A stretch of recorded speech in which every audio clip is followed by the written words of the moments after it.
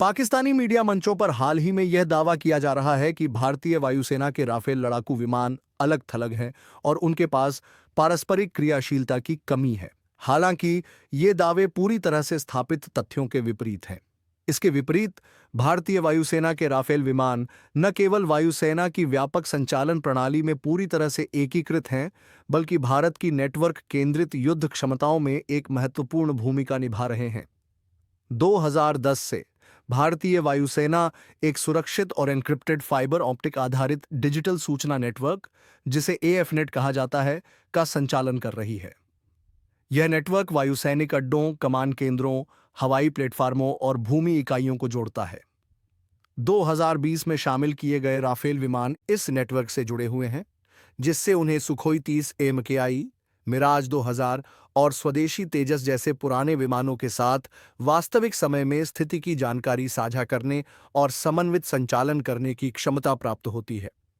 पारस्परिक क्रियाशीलता को और बेहतर बनाने के लिए रक्षा अनुसंधान और विकास संगठन ने वायुलिंक नामक एक सार्वभौमिक डाटा लिंक प्रोटोकॉल विकसित किया है।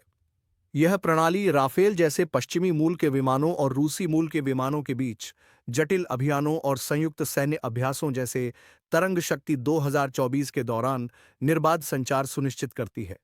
जहां राफेल ने तेजस और मिराज 2000 के साथ मिलकर बहु विमान हमलों का समन्वय किया।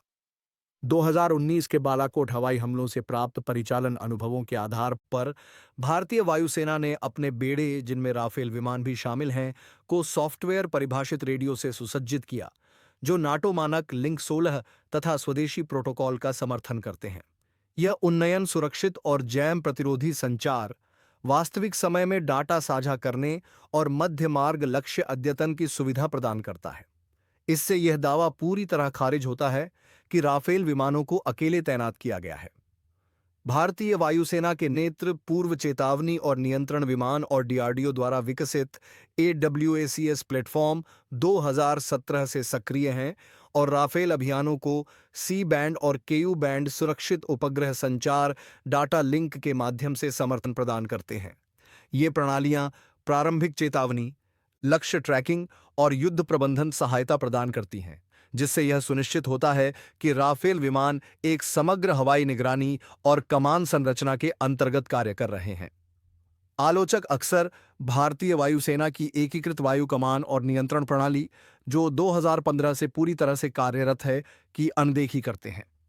यह स्वचालित कमान और नियंत्रण प्रणाली लड़ाकू विमानों, वायु रक्षा प्रणालियों जैसे S-400 और स्पाइडर, निगरानी रडारों और निर्णय निर्माण केंद्रों को एक एकीकृत वास्तविक समय युद्ध नेटवर्क में जोड़ती है।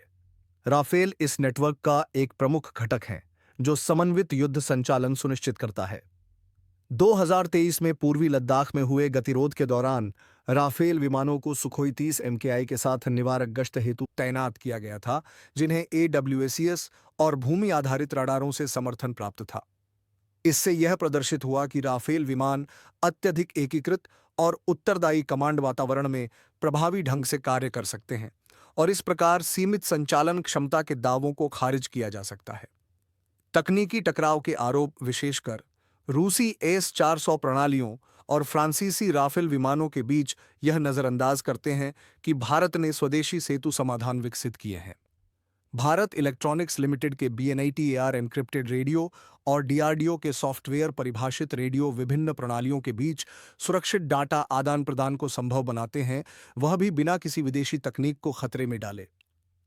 तुर्की के S-400 और F-35 संकट के विपरीत, भारत की गैर नाटो सदस्यता की स्थिति और स्वदेशी तकनीकी समाधानों पर जोर देने से उसे विभिन्न स्रोतों से प्राप्त प्लेटफॉर्मों का एकीकरण करने की सुविधा मिलती है, वह भी आपूर्तिकर्ता प्रतिबंधों या सुरक्षा उल्लंघनों के बिना।